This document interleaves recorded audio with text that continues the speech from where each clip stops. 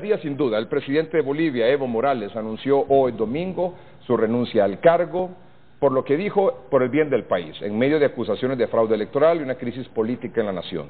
La renuncia llega después de que la OEA dijera en su informe que es improbable estadísticamente que el presidente Morales haya ganado las elecciones en la primera vuelta realizada el pasado 20 de octubre.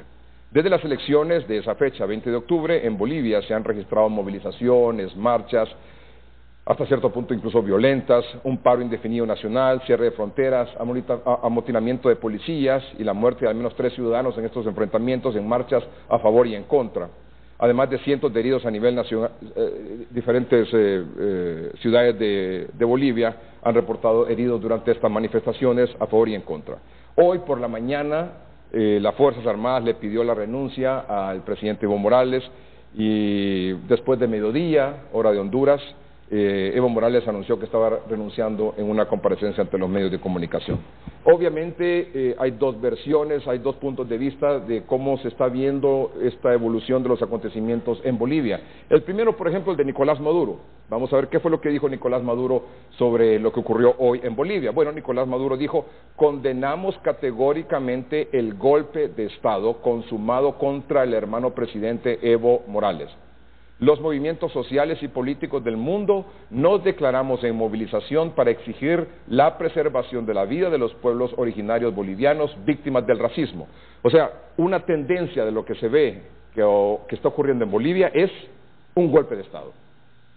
Y la otra es, por ejemplo, la que se resume en un mensaje que dio el canciller de Brasil, que lo leemos a continuación. ¿Qué dijo el canciller de Brasil en un texto, por supuesto en portugués, con la traducción siguiente?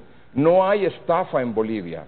El intento de fraude electoral masivo deslegitimó a Evo Morales, quien tenía la actitud correcta para renunciar ante la protesta popular. Brasil apoyará la transición democrática y constitucional. La narrativa golpista solo sirve para incitar a la violencia.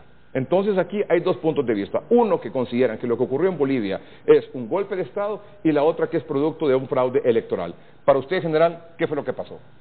Bueno, yo estuve escuchando las declaraciones del presidente Evo Morales y me pareció una actitud valiente, poner al pueblo de primero y para evitar un baño de sangre, como lo decía, para evitar esa confrontación entre los bolivianos, él renunciaba.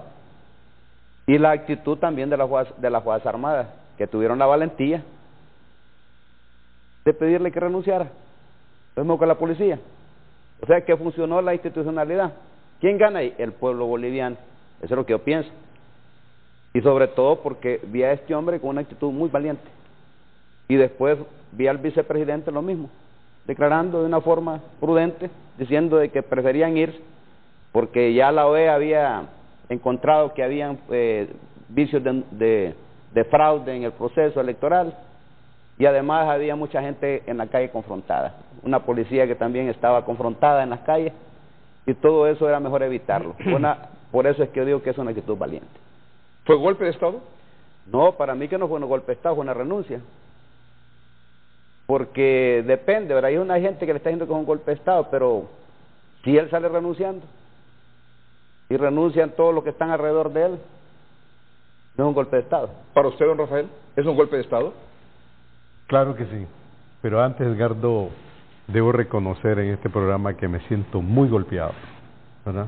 Porque, en primer lugar, con Evo Morales hicimos muchas luchas conjuntas por varios países de América Latina, por la reforma agraria, por la defensa del agua, por la defensa de los recursos naturales, por la igualdad de los pueblos indígenas y campesinos. Y siendo presidente de Bolivia, ¿verdad?, siempre estuvo al lado de estos sectores sociales, ¿verdad? Siempre, siempre. Y fíjense que Bolivia, antes de que tomara el poder Evo Morales, estaba en las mismas condiciones, iguales que Honduras, que Haití, que Nicaragua, de atraso total, pobreza total. Y hoy Bolivia, con Evo Morales, salió del estancamiento que tenía en esos años. Evo Morales logró sacar al 35% de la pobreza extrema en Bolivia. reconocidos por el Banco Mundial y el Fondo Monetario Internacional. Logró tener 8.000 millones de dólares de reservas financieras internacionales. Logró poner a Bolivia en un estatus muy respetable en los grandes foros internacionales, como Naciones Unidas y otros, la Unión Europea, todo eso. Hoy, tristemente, se repite la historia de Honduras. Hay un golpe de Estado. Evo Morales lo viene denunciando, general. Este golpe de Estado, no hoy, lo viene denunciando hace días, que se estaba fraguando un golpe de Estado contra él, contra su gobierno. ¿Y por qué es un golpe de Estado también? Si la OEA, fíjense que Evo confía en la OEA, que iba a ser una buena recomendación, bueno, acepta que hay irregularidades, Evo Morales, y dice, repitamos las elecciones, repitámoslas, con observación internacional, con auditoría electoral, ¿no? ¿Por qué no se aceptó esa propuesta de Evo Morales? ¿Por qué?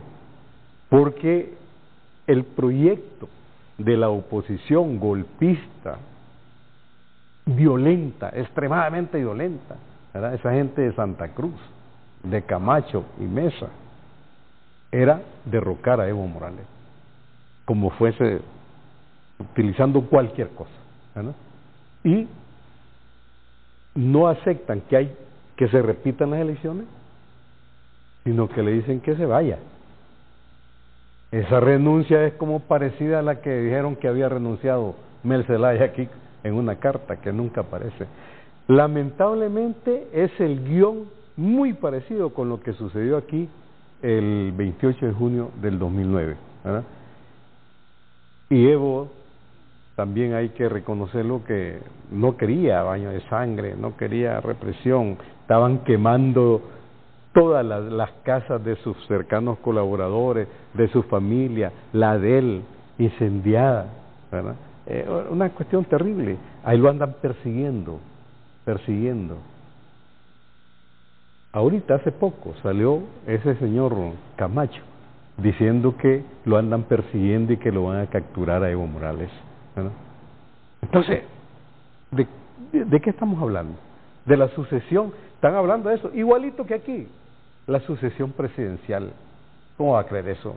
¿Por qué las Fuerzas Armadas bolivianas no se pusieron al frente para detener esa violencia horrible, terrible, ¿verdad?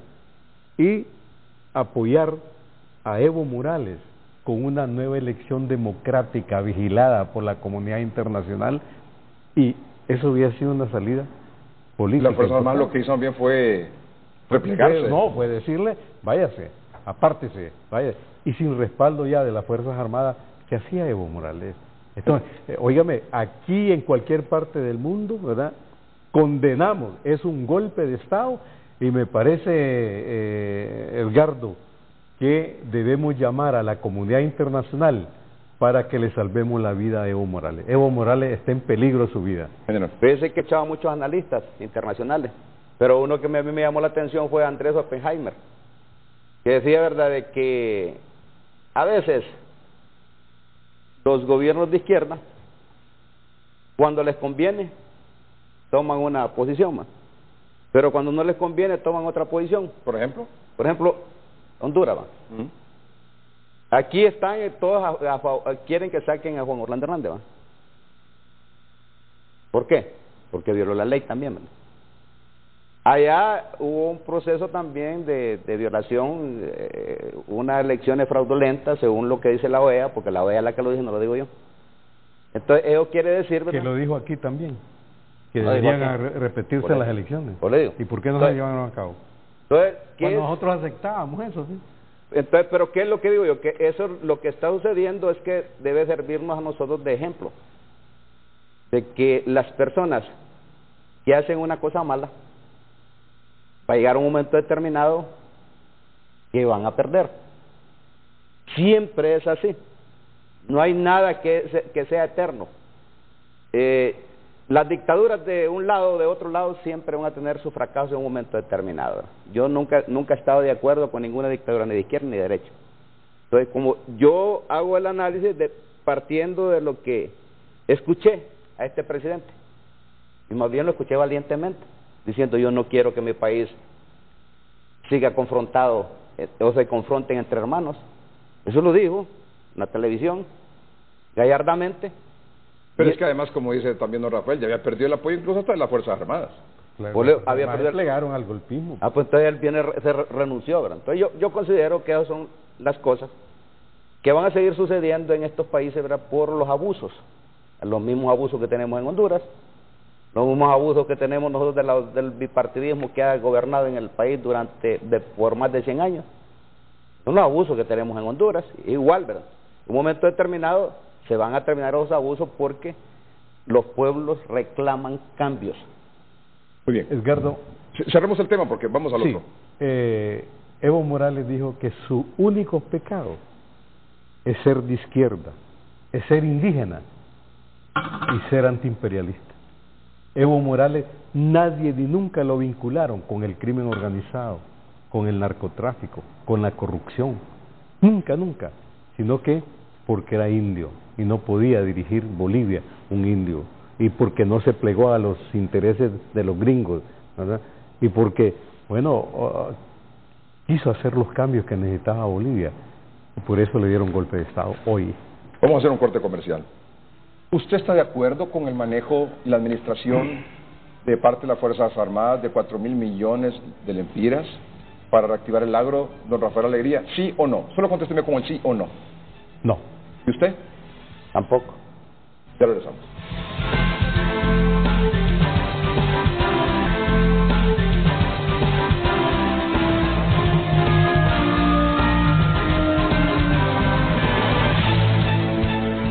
El general Romeo Vázquez Velázquez esta noche con nosotros, es presidente de la Alianza Patriótica de Honduras, es ex jefe del Estado Mayor Conjunto de las Fuerzas Armadas. Don Rafael Alegría es coordinador de la Vía Campesina en Honduras y miembro del Partido Libertad de Refundación. Como todos ustedes ya saben, esta semana trascendió que las Fuerzas Armadas se van a encargar de administrar, de echar a andar, de reactivar el agro en Honduras. Y para eso se va a contar con un presupuesto de 4.000 millones de lempiras. Hay sectores campesinos que se han mostrado a favor de eso. Hay sectores campesinos, como don Rafael, que nos acaba de decir ahora mismo, que dice, no estoy de acuerdo con eso. Y el general dice, tampoco estoy de acuerdo. Usted dígame por qué no, y luego don Rafael también. Brevemente, por favor. Voy a tratar de ser lo más breve en este aspecto. El problema es que esta no es una misión de las Fuerzas Armadas. Hay instituciones que tienen la responsabilidad primaria de cumplir al pueblo hondureño. Se ampara las Fuerzas Armadas en un comunicado que sacaron esta semana diciendo que la labor de ellos es también contribuir en apoyar cuestiones que tienen que ver en tiempo de paz, en tiempos de paz, con la educación, con el agro y con otras cosas. Ahora déjeme explicarle por qué es que yo veo una situación que es delicada en el sentido de que nosotros tenemos que ver el propósito, ¿verdad? Y el propósito son los campesinos. Los campesinos han venido sufriendo las inclemencias del tiempo, el cambio climático, sin tener posibilidades de acceso a las tierras, ni tener posibilidades de acceso a los insumos, ni a los sistemas de riego, ni nada por el estilo, porque yo he platicado con ellos. Yo vivo en el campo también cuando voy a trabajar los fines de semana, a Olancho, y conozco toda la problemática del campo, y trabajo en el campo. Estos campesinos desde a días vienen clamando que alguien les ayude. ¿Qué ha pasado con el INE, con la SAC? Esa es la pregunta que yo me hago. Llegan a mi oficina y me dicen, mire, en el INE no le resuelven un problema a nadie de tierra, y van a la Secretaría de Agricultura tampoco. Es más, de todos es conocido que hace poco la MASI hizo una denuncia de 282 millones, que vaya usted a buscar que lo nombren, aunque sea de ministro del INAMES, para que usted nos ayude a resolver los problemas agrarios, porque nadie nos quiere escuchar. Entonces yo los he escuchado a ellos, ese clamor de estos campesinos. Ese propósito es noble, ¿verdad? No, pero permítame, es que yo quiero que partir de esto. ¿Fueron los campesinos los que buscaron a las Fuerzas Armadas? Sí, eso es lo que mismo ellos han explicado por los medios de comunicación. ¿O fue un proyecto del Consejo de Ministros con el presidente Hernández entregarle el agro a las Fuerzas Armadas? Yo los vi a ellos en televisión diciendo eso. En un canal 5 estaban diciendo en frente a frente, diciendo, nosotros fuimos a buscar a las Fuerzas Armadas porque no encontramos quien nos atendiera. Ese es el propósito es noble y alguien tiene que resolver este problema a estos compatriotas. Ahora viene la otra forma, que la otra parte de la estrategia, que es las maneras de hacerlo. Las maneras de hacerlo, para mí... Entonces, ¿se justifica desde su punto de vista que los campesinos fueran a buscar a las Fuerzas Armadas? Se justifica porque ellos no hayan a quien buscar. Entonces, ¿usted está de acuerdo con eso? En ese sentido estoy de acuerdo. Y no me dijo hace un momentito que no. Lo que no estoy de acuerdo, escúcheme, que no me... En lo que yo no estoy de acuerdo es que le hayan asignado la tarea a las Fuerzas Armadas, habiendo dos instituciones que tienen esa responsabilidad. ¿Debe entender? Pero ya dijo usted que esas instituciones son corruptas e inoperantes. Si yo fuera presidente en este momento, lo que haría es poner orden a las instituciones. O cerrarlas. Porque si ya les dio el proyecto de reactivar el agro a las Fuerzas Armadas, ¿qué sentido tiene que existir la sanguilina? Ahora entonces déjeme terminar ahí, ¿verdad? Entonces, ahora vienen los recursos, ¿verdad? Que son parte también de la estrategia, los recursos. Entonces, si usted va a escuchar a todos un montón de sectores, están peleando por los recursos, poniendo los recursos como que fueran Dios, dinero, como que fuera Dios el dinero. Y se les olvida el propósito, que son los campesinos. Entonces, lo importante en esto, y que lo que yo quiero, es que les llegue a los campesinos esos proyectos que ellos están necesitando. ¿Y usted cree que a través de las Fuerzas Armadas ese financiamiento, esa asesoría técnica va a llegar? Tienen la obligación y la responsabilidad de las Fuerzas Armadas, que si les asignaron esta misión, de cumplirla de la mejor forma posible. Y si no tienen el elemento humano, lo tienen que reclutar para cumplir a cabalidad, porque esos campesinos están esperando que les llegue todo lo que ellos están solicitando: sistemas de riego, capacitación técnica. ¿En qué es lo que no está de acuerdo entonces? Que esa misión no debió haber sido asignada a las Fuerzas Armadas, porque no es misión de las Fuerzas Armadas prioritaria. En apoyo sí, porque así lo dice la Constitución, y en apoyo es que presten las instalaciones para capacitar a los campesinos, que utilicen al batallón de ingenieros para ir a hacer reservorios de agua, que utilicen... O sea, está en desacuerdo que le entreguen esa misión porque no es responsabilidad de la Fuerza Armada. Directa no es. Lo que sí está de acuerdo es que los campesinos no tenían ninguna otra opción. No tenían ninguna otra opción. Entonces, ¿qué quiere decir, verdad? Que aquí lo que debemos ver nosotros, y ser sensibles, que hay una gente que está sufriendo, y nosotros parece que no nos acordamos de eso, estamos perdiendo, clamando por una ayuda. ¿Esto será un beneficio para los campesinos, don Rafael Alegría? Déjeme, Edgardo, explicar un poquito el origen, dónde se... ¿Los campesinos buscaron a las Fuerzas Armadas? No es así, ya les lo voy a explicar. Lo cierto es que la institucionalidad agrícola, es cierto, está desarticulada, corrompida, abandonada, pero eso tiene su origen. Mire, venimos viviendo una situación en el campo trágica desde el 3 de marzo de 1992, en tiempos de Rafael Leonardo Calleja, Partido Nacional, con la ley de modernización para el desarrollo del sector agrícola.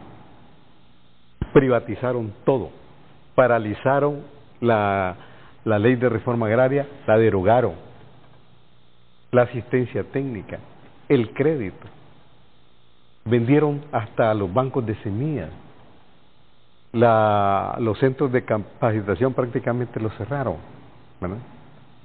Y vino la robancina en las instituciones. Para mencionarles cómo estamos, en el INA, prácticamente cerrado.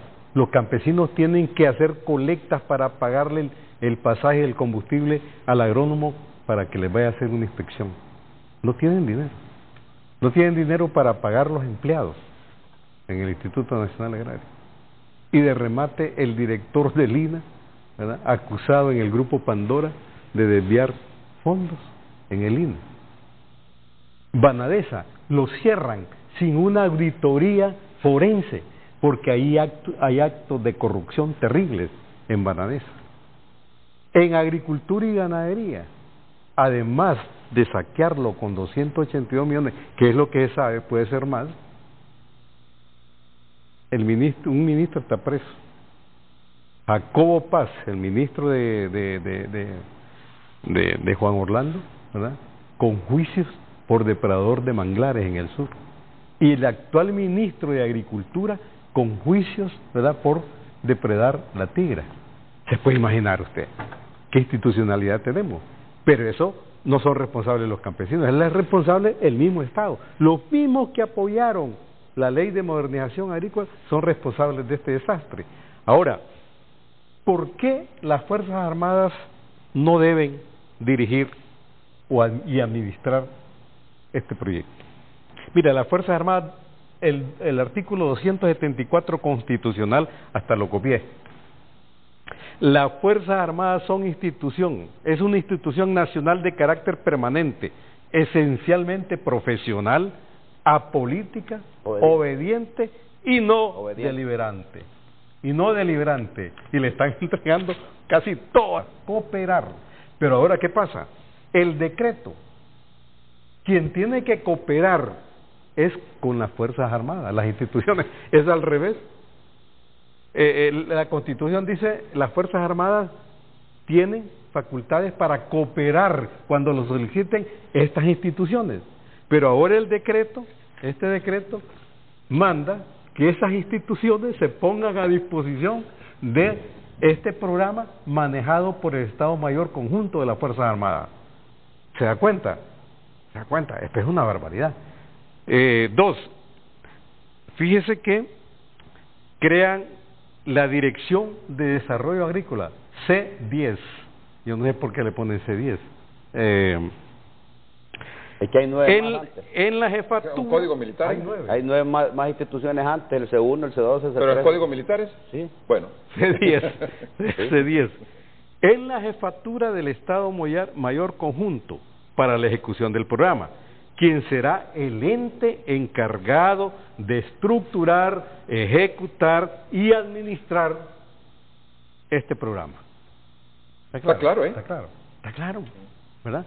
Y manda que a las instituciones, la Secretaría de Finanzas, 2 fondos de fideicomiso, pasen también a este fondo. Pero, Rafael, ¿y los coordinadores o dirigentes de otras organizaciones campesinas que están a favor de esto? Vamos a eso. Como está tan desintegrado el sector agrícola, nadie se ha ocupado y se ha interesado desde hace más de 27 años que quedó desarticulado. Lo que campea a Edgardo es la pobreza extrema, ¿verdad? Es el hambre, ¿verdad? La represión inclusive. Por eso me parece que no está legitimada la Fuerza Armada tampoco para decir esto. Si son los que van a reprimir y a desalojar a los campesinos, y son los que capturan a los campesinos. 8.000 campesinos han pasado por las cárceles, ¿verdad?, porque piden un pedazo de tierra lina, ¿verdad? Los procesan, los amarran como delincuentes, y cuando los campesinos se resisten, va la policía militar, va la policía civil, y los lanzan bombas lacrimógenas, las capturan. Hay mujeres que han abortado, más de 1.700 mujeres están procesadas por el tema de la tierra. O sea, ahora yo me pregunto, bueno, y ahora son los salvadores del agro, ¿verdad? Bueno, pero los mismos dirigentes campesinos, colegas suyos, están a favor de eso. No todos, digo, algunos. ¿Cómo explica usted eso? Es que hay un problema. Pero déjeme porque le voy a aclarar eso. Los campesinos, también desesperados sobre eso, van donde Hilario Espinosa, secretario general de la CTH. Yo he hablado con esta persona que han estado allí, así comenzó, y me dijeron, dígalo en cualquier lado. Vamos a ver. Que así empezó. Para solicitarle a Hilario Espinosa, secretario general de la CTH, que concertara, que buscara formas como tener una reunión con Juan Orlando Hernández y los campesinos, tener mejores condiciones de vida. Todo lo que les dijeron en la ley de modernización agrícola, los campesinos dijeron, bueno, no nos parece bien, pero nunca, así me lo dijeron compañeros, ¿verdad?, que nunca le solicitaron que fuera a las Fuerzas Armadas, sino que esa es la realidad. Ahora que hay líos, le quieren echar el muerto a los campesinos. Parece que no es lógico, ni es justo, ni es correcto tampoco. Saquemos a las Fuerzas Armadas de este contexto y hablemos de lo siguiente. Los cambios en el país se van a dar.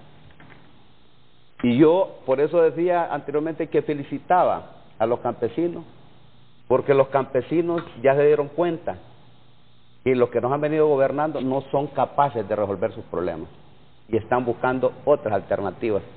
Y así como los campesinos están buscando alternativas de solución a sus problemas, después van a venir los obreros y otros sectores de la sociedad. Es por eso que nosotros, en la Alianza Patriótica Hondureña, hemos visto los grandes problemas que tiene Honduras y que tenemos que darle un chance a Honduras para poner orden en este país, porque es un desorden, y ayudarle a resolver los problemas a este pueblo. Le voy a poner otra... ¿Por qué cree usted que se opone, don Rafael Alegría, que las Fuerzas Armadas manejen esto? Bueno, yo no voy a... ¿Por qué cree que hay oposición a esto? Me imagino que como son las Fuerzas Armadas, pero le voy a decir algo de las Fuerzas Armadas. El 99% de los soldados de las Fuerzas Armadas son hijos de campesinos, de los campesinos más pobres de Honduras. 99%, y si es posible un poquito más. Entonces ahí lo que yo veo, que si les dieron esa misión a las Fuerzas Armadas, van a tener la obligación de ir a satisfacer las demandas, tienen la oportunidad de ayudarle a estos campesinos. Y si no lo va a hacer otra institución, esa institución tiene que coordinar adecuadamente, tiene que coordinar para cumplir adecuadamente la misión. ¿Sabe qué, general? No saben ni qué hacer con este decreto, ¿verdad? Fíjese que ayer creo que fue Juan Orlando Hernández dijo en Lempira, ¿verdad?, que ya no lo iban a manejar las Fuerzas Armadas, administrarlo, ¿verdad?, que era un centro piloto. El decreto habla de 65,000 campesinos, pero que habla de un centro piloto. Otros hablan que son 25 y 35 grupos campesinos. Bueno, no saben qué es lo que es. Entonces, permítame, ¿sabe qué dijo Juan Orlando allá en la Empira también? Que los batallones se iban a convertir en centros de capacitación, ¿verdad?, agrícola, para militares y para ciudadanos. Hombre, si los centros de capacitación, usted debe saber lo que los tiene, el INA tiene buenos centros de capacitación, la SAC tiene buenos centros de capacitación, el ICF tiene buenos centros de capacitación. Ahora es que los batallones se van a convertir en centros de capacitación. ¿Qué hacemos con la SAC y con el INA entonces? No, entonces Edgardo, ¿qué hacemos con esa institución? Pero yo quiero decir, fracasaron esas instituciones. Eso es grave. Escuchemos, general. Lo está don Rafael y Edgardo. Estamos de acuerdo nosotros que se le ayude a los campesinos. Y no solamente a los campesinos, sino que también a los pueblos indígenas y a los afrohondureños, porque esos pueblos han sido olvidados también. ¿Estamos de acuerdo todos? ¿Desde cuándo es eso? ¿Desde cuándo? Pero si estamos nunca de acuerdo. Lo han hecho. Pero estamos de acuerdo. Eso a mí me gusta. Y yo soy el defensor de ellos. Y yo creo que se les debe apoyar no solamente con ese dinero, sino de una mejor forma, porque nosotros tenemos abandonado el campo, y sobre todo cuando tenemos problemas del cambio climático. Esa gente debe tener sistemas de riego, y no solamente asignarle a las organizaciones campesinas irle a construir un sistema de riego, sino que ayudarles en la comercialización también de sus productos, o sea, el encadenamiento, porque yo he visto el sufrimiento que tienen estos campesinos, y he visto el sufrimiento de los pueblos indígenas que los utilizan más bien con fines políticos. Entonces no, yo creo que ahí es donde debemos enfocarnos nosotros. ¿Quién va a llevar a cabo este proyecto? Podría ser cualquier institución. Ya le dije yo, la manera, es un plan estratégico, la manera que escogió este gobierno es a través de las Fuerzas Armadas, que aunque nosotros no estemos de acuerdo, por lo menos yo estoy de acuerdo en que sí se les lleve solución a los campesinos. Yo sé que muchos me están viendo, y yo creo que ellos merecen, son compatriotas, que no los abandonemos, así como no debemos abandonar a otros sectores de la sociedad. No debemos ser nosotros inflexibles, ni tampoco ser ingratos con esta gente, ¿verdad? Eso es lo que yo veo. Miremos nosotros lo que se busca, el propósito. Ahora, el propósito, mire, hay mucha gente, inclusive yo he escuchado a algunos sectores políticos que andan enojados porque les quitan esos 4,000 millones de lempiras, que con esos 4,000 millones de lempiras van a hacer campaña política con los campesinos, y solo les van a regalar una bolsa solidaria, y después el resto del dinero se lo llevan a la bolsa. Y hemos visto dirigentes políticos que los apoyos los llevan a sus haciendas, pero esos apoyos que dé el Estado no llegan al campesino que deben de llegar. Entonces, lo que yo me enfoco es en el ser humano, Los hondureños debemos enfocarnos en el bien de los hondureños, en el bien común, en eso que debemos enfocarnos. Si hay que buscar otras organizaciones para que ejecuten este proyecto, pero que la busquen, pero que no se detengan estos proyectos que son de beneficio social. Ahora, Edgardo, en general, usted tiene una enorme responsabilidad con lo que está pasando ahora. Mire, después del golpe de Estado, y usted participó en eso, enchachando al presidente, se ha agravado toda esta situación, es dramática esta situación después del golpe de Estado. Entonces, me sorprende escucharlo y quisiera entenderlo y bueno, que está preocupado por los campesinos y todo, pero después del golpe de Estado es una tragedia la que estamos... Había una crisis.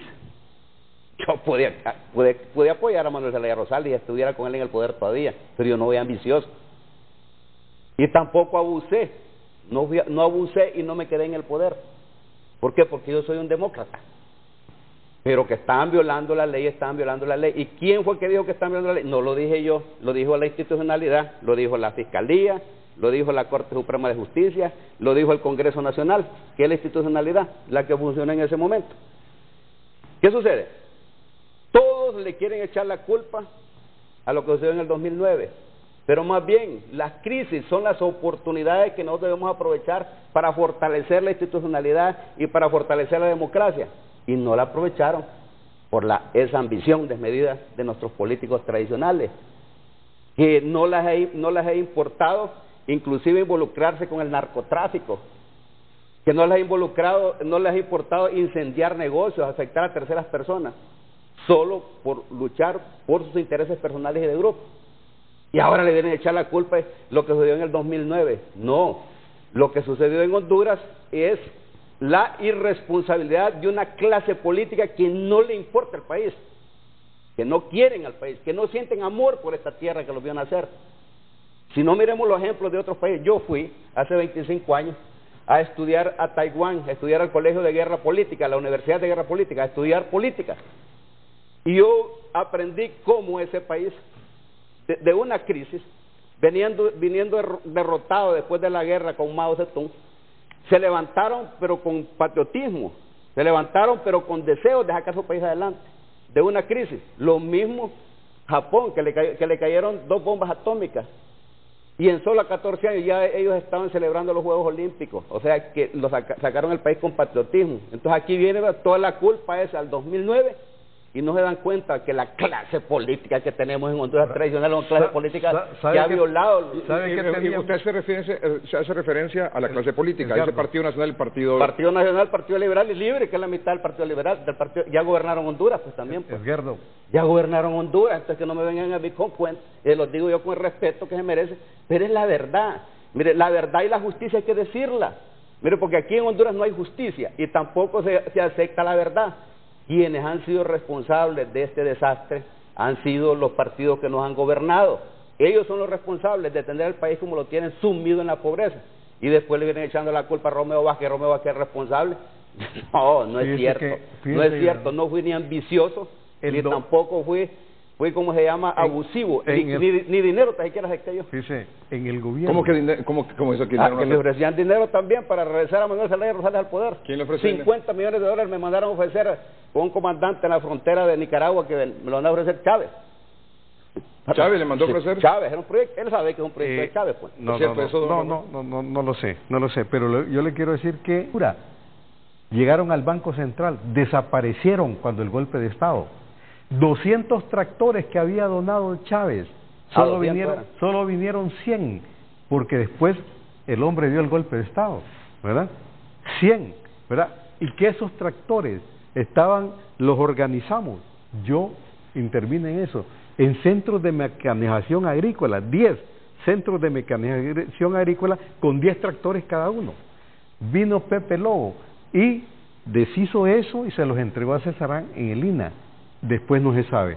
Tenemos, porque así lo dijo el director del INA cuando yo era diputado, que los habían entregado a una agencia allá por Olancho, allá por Jutiquile, a una institución que los reparara y que como pago de esas reparaciones podían quedarse un tiempo con ellos. Desaparecieron.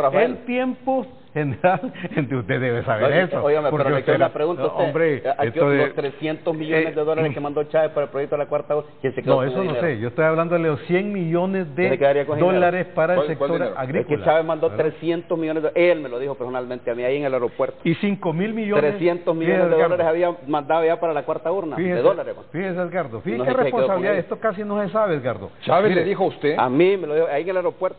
¿Aquí? Aquí. ¿Le dijo? Me dijo, mire, yo le he dado 300 millones, dije al comandante Vaquero, para ¿300 millones de dólares para el proyecto de la cuarta urna. Entonces yo digo, ¿y quién se quedó con ese dinero? Entonces a mí me gustaría saber que le dijeran al pueblo hondureño quién se quedó con ese dinero. Porque la verdad que aquí tenemos que sacar a relucir la verdad, más. No, y de ambos lados. Sí, porque al final a mí me echan solo la culpa de todos los males que le pasan a Honduras es Romeo Vázquez. No es cierto. No es cierto. Yo más bien...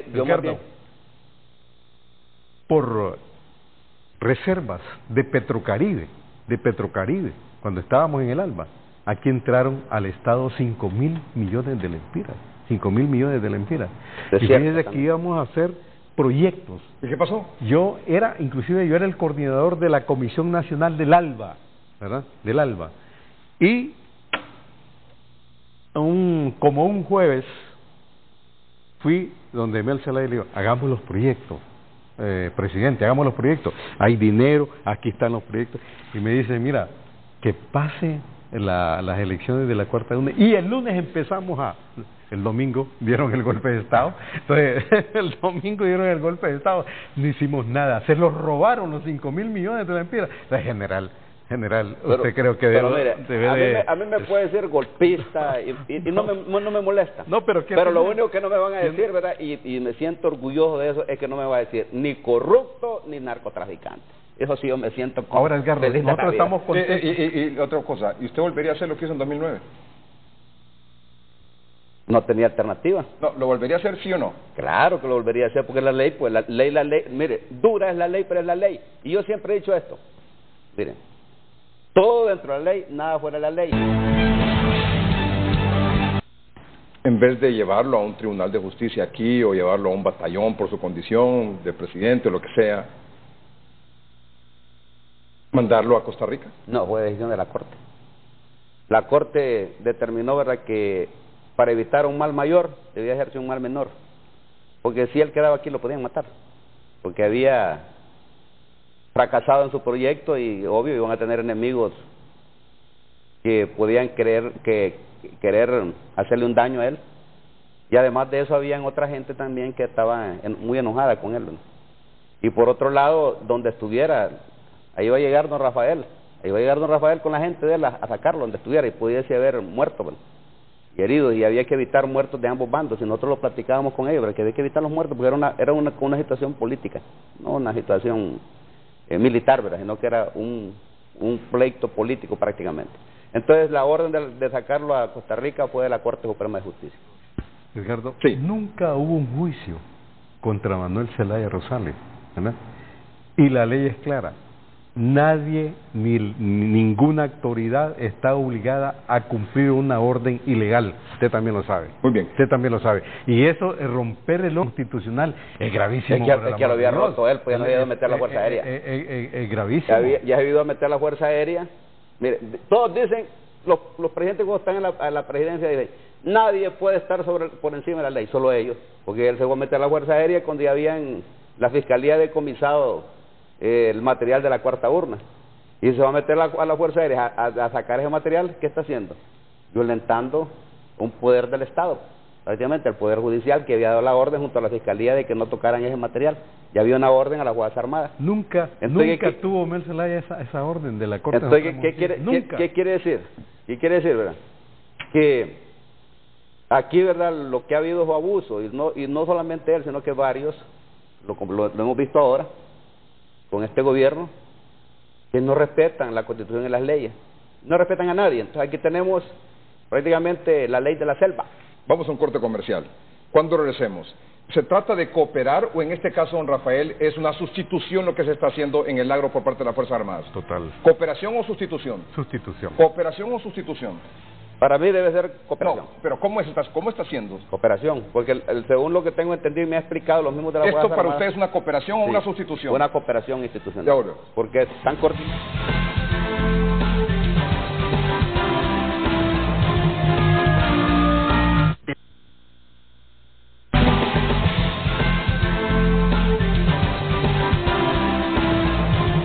Bueno, nuestros invitados esta noche aquí, el general Romeo Vázquez Velázquez, presidente de Alianza Patriótica, ex jefe de las Fuerzas Armadas, del Estado Mayor Conjunto de las Fuerzas Armadas, don Rafael Alegría, coordinador de la organización Vía Campesina de Honduras y miembro del Partido Libertad de Refundación. Dos cosas rápidas. Uno, se invitó para el programa, como le comentaba don Rafael y al general, a las Fuerzas Armadas para que vinieran a explicar y a defender su proyecto. Dijeron que no, que querían venir solos. Pero aquí en el programa no podemos aceptar nosotros solo una parte cuando hay una historia que tiene obviamente dos caras de la moneda o posiciones encontradas. Como le explicaba don Rafael, o como que si viniera solo don Rafael aquí al programa. Claro. Tampoco es correcto. Y también se invitó a personal o a funcionarios de la Secretaría de Agricultura y Ganadería y del INA. Dijeron que no podían, que estaban... Productores y organizaciones campesinas, colegios profesionales agrícolas y colegios profesionales forestales. 4 colegios. ¿Pero a qué se oponen, don Rafael, a que le llegue la ayuda? No, que se oponen, que las Fuerzas Armadas, porque están violentando la Constitución de la República. Aquí no es un problema si están de acuerdo o no con las Fuerzas Armadas, es que hay una violación a la Constitución de la República. No tiene facultades para eso. Además, mire, pues chicas, vieron lo que está pasando en Bolivia. Aquí lo que quieren es militarizar todo. Militarizar el campo. Ya hay administradores en el hospital escuela y en varios hospitales que son militares, ¿verdad? Ya las Fuerzas Armadas tiene un fondo para el manejo forestal. Y en ese sentido, todas esas organizaciones que se oponen a este proyecto, ¿han elaborado alguna propuesta? Sí, por lo menos Vía Campesina tiene una propuesta. ¿Nos la puede contar brevemente? Bueno, es una propuesta integral, ¿verdad? Porque aquí el problema es, hay que empezar por el acceso a la tierra. Fíjate que hay una bolsa... No, perdón, ¿esa propuesta cuándo se presentaría? Esta semana que viene. ¿A dónde se presentaría? Al Congreso Nacional. Nosotros queremos que este debate hay que llevarlo al Congreso Nacional. ¿Todas esas organizaciones se van a unir para hacer ese planteamiento? Hay algunas que están listas para hacer recursos inconstitucionales. Lo estamos haciendo y lo vamos a presentar. Y por otro lado, la alternativa. Exactamente, la alternativa. Y llevarlo al Congreso Nacional, porque sí hay que tomar decisiones urgentes, pero el que tiene las facultades de derogar, de reformar, de hacer, ¿verdad?, es la ley, es el Congreso Este proyecto, Nacional. ¿Bajo la administración de las Fuerzas Armadas, debe continuar o se debe cancelar? No, es que debe cancelarse definitivamente. General, ¿debe continuar o se debe cancelar? Para mí que no se debe cancelar. Deben hacerse todos los cambios si se quieren hacer en el Congreso Nacional, pero no se debe cancelar. Hay 39 años que vienen sufriendo los campesinos, que no tienen ayuda de nadie. Y esa gente son compatriotas. Mire, eso es lo que yo critico. O sea que usted dice, Fuerzas Armadas, de donde quiera que venga esa ayuda, tiene que llegar a los campesinos. Y le voy a decir algo. Un momentito, regresamos después de la pausa comercial con la parte final del programa.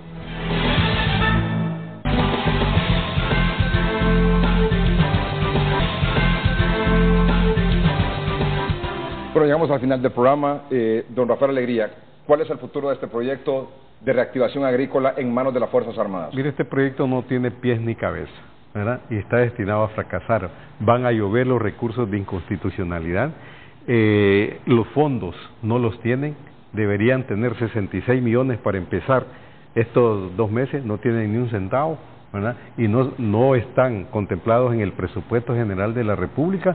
Dicen que van a buscar los recursos, o sea, más ahora que dicen que no los va a administrar las Fuerzas Armadas, ¿quién las va a administrar? Es otro enredo de los 10.000 diablos. Ahora, sí hay que preocuparnos, porque fíjese que le dan de tiempo, pero puede ser más permanente, 5 años a este proyecto. Eso significa que están pensando que posiblemente el próximo periodo presidencial también sea del Partido Nacional. No tiene otra lógica, porque lo están haciendo por 5 años. Entonces hay un componente político que es evidente, definitivamente, y por lo tanto no podemos caer en eso nosotros. General. Mi lucha y la lucha del Partido de Alianza Patriótica es que esos fondos lleguen a quien tienen que llegar, a los campesinos, porque son compatriotas que no debemos de proponer la Alianza Patriótica Hondureña, una alternativa transparente, patriótica, decente, con gobiernos que no roben, con gobiernos que sean eficientes y que también pongan orden, porque el concepto de la Alianza Patriótica es poner orden. Con orden nadie roba, con orden las instituciones funcionan y con orden también el país puede salir adelante y la institucionalidad debe funcionar y deben llegar estos proyectos a quien deben de llegar sin estarnos peleando como hondureños, porque nosotros promovemos la integración. Deben de llegar a quienes necesitan que les llegue, no estar queriendo detener proyectos solo porque lo está dirigiendo una institución. Está bien, hay que evaluar el Congreso. No importa, pueden traer a los israelitas, porque los israelitas tienen ganas de venir a trabajar acá, porque es parte de nuestros proyectos que están dentro del plan de gobierno nuestro, ayudar al campesino y organizar a los campesinos para que tengan una mejor forma de vida en el campo, ¿verdad? Y no estén yendo para los Estados Unidos, porque se están yendo muchos campesinos a sufrir en el camino por la falta de oportunidades que no tienen ni los jóvenes ni los viejos en este país. Señora, muchas gracias. 50 años de escuchar eso, ¿eh? 50 años de que hay que ayudar a los campesinos, de que pero no está el gobierno, no me pueden criticar a nosotros. No, sí, pero, ellos son los que han gobernado, ellos sí, ellos están con los liberales. Cuando llegamos al Congreso, Unidos, Alianza Patriótica y el Partido Nacional votando contra... No, pero hay un problema, mire, hay un problema de... General, yo no mire, creo estuvieron necesitamos democracia, necesitamos fortalecer la democracia, fortalecer las instituciones. ¿Por qué no pararon la violación de la ley ustedes? ¿Por qué no pararon la violación de la ley y la reelección ilegal? ¿Por qué no la pararon? ¿Cuál reelección ilegal? La que hizo Juan Orlando. ¿Por qué no la pararon? Se estaba en el Congreso. Estaba en el Congreso, eran un montón de diputados de Libre. Claro que nosotros... Y miren, ¿se acuerdan en el Uruguay? Allá la pararon. La pararon los diputados. ¿Y sabe de la oposición estaban ellos, los liberales, y no. Mire, pero, es que una cosa es lo que dicen aquí en las cámaras y otra cosa es lo que dicen debajo de la mesa. Me da la oportunidad para decirle, fíjese que en el año 80 las Fuerzas Armadas terriblemente... Es que yo no hablo de las Fuerzas Armadas. Luego golpe de Estado, y luego apoyan la reelección ilegal constitucional. Entonces, hombre, general, eso pero le digo, pero es decir, entonces, ¿por qué? No, si el pueblo no quería reelección, y nosotros no pudimos, pero ¿quién? Las Fuerzas Armadas. Bueno, lo que le voy a decir es la última palabra que digo yo, mire, una cosa es lo que ellos dicen en las cámaras y otra cosa es lo que hacen ellos debajo de la mesa. Mire, se están poniendo de acuerdo para querer eliminarnos a nosotros de que estemos en las mesas electorales. Eso están poniendo de acuerdo ellos. Porque venden las credenciales, hacen negocios, ¿verdad? Venden las credenciales y se ponen de acuerdo con el Partido Nacional en la mesa electoral. Eso no puede ser, no puede continuar. Ahí viene el punto. No puede continuar eso así. ¿Quién compra las credenciales? Fíjense que en las mesas electorales hay 10 representantes de 10 partidos políticos y solo aparecen 3 al final y los otros 7 votaron por los cachurecos. Pero ellos hay que seguir eso. Lo robaron. Ahora, bueno, tenemos que despedir el programa. Con Libre en el registro, con Libre en el tribunal y en los otros, sí les va a ser más difícil el fraude electoral a los cachurecos, que han apoyado ellos para siempre esos fraudes. Gracias por su atención, buenas noches, que estén bien.